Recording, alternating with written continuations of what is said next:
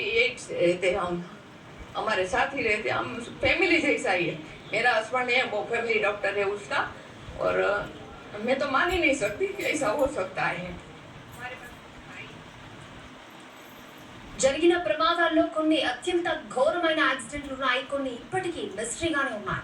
మార్చి 27, 1977న loss రోడియోస్ airport లో 2 Boeing 747 విమానాలు runway మీద ఢీకొన్నాయి. ప్రమాదంలో మొత్తం 583 మంది మరణించారు. 6 మంది మాత్రమే ప్రాణాలతో బయటపడ్డారు. ఇక మరొక అత్యంత ఘోరమైన విమాన ప్రమాదం 1985లో జరిగింది.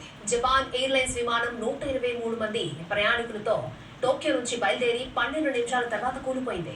ఇది చరిత్రలో అత్యంత ఘోరమైన సింగిల్ ఎయిర్ క్రాఫ్ట్ ప్రమాదం. ఆ ఘటనలో 520 మంది మరణించారు. కేవలం 4 మంది మాత్రమే ప్రమాదం నుండి బయటపడ్డారు. వారందరూ మహిళా ప్రయాణికులు.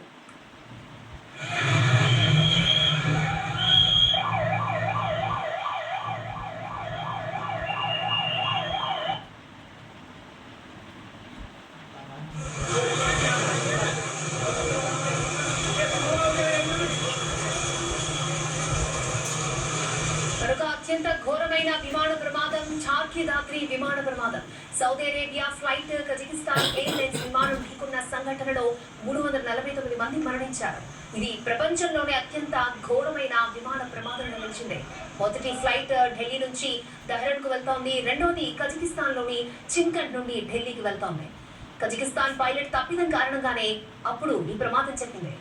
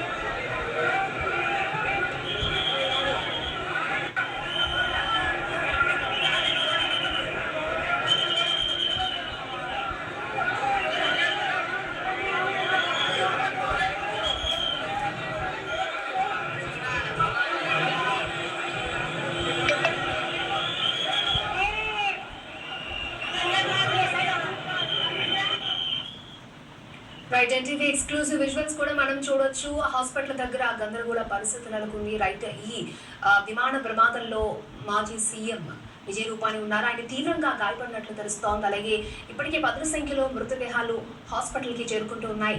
అలాగే అక్కడికి పెద్ద మొత్తంలో వైద్యులు కూడా అక్కడికి చేరుకుంటూ ఉన్నారు. హాస్పిటల్ వద్ద అయితే గందరగోళ పరిస్థితులు అయితే నెలకొంటూ ఉన్నాయి. సో గుజరాత్ లో ఘోర విమాన ప్రమాదం జరిగింది. విమానం కుప్పుకొనింది.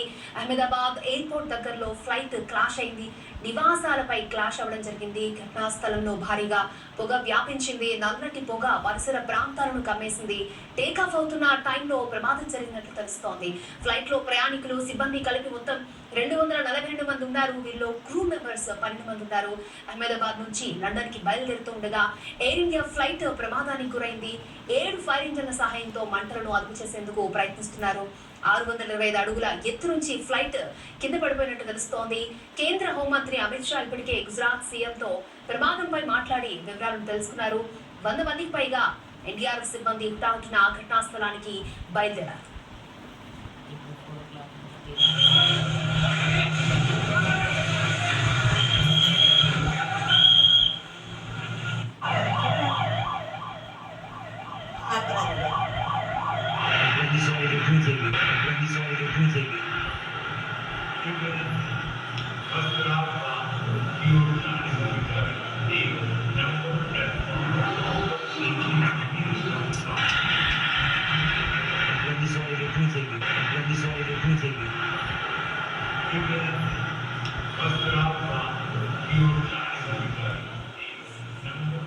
రైట్ 23వ రన్వే నుంచి విమానం టేకాఫ్ అయిందని ఎయిర్పోర్ట్ వర్గాలు తెలిపాయి. So take